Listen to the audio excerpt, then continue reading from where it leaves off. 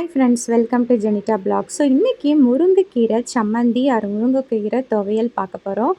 கொஞ்சம் வானலியில் 1 டீஸ்பூன் எண்ணெய், உளுந்து கொஞ்சம், கடலைப்பருப்பு கொஞ்சம், காஞ்ச மிளகாய் ஒரு 4 5 போட்டு நல்லா வதக்கணும்.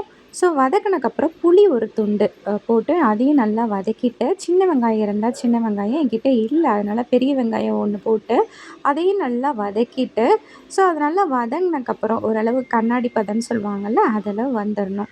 ஏன்னா அதுக்கு முன்னாடி நம்ம கீரையை போட்டால் நல்லா இருக்காது. ஸோ ஓரளவு கண்ணாடி பதம் வந்தோடனே அதில் ஒரு கைப்பிடி முருங்கைக்கீரை போட்டு நல்லா நம்ம சாட்டே பண்ணணும். ஸோ அந்த முருங்கைக்கீரை நல்லா சுருங்கணும்.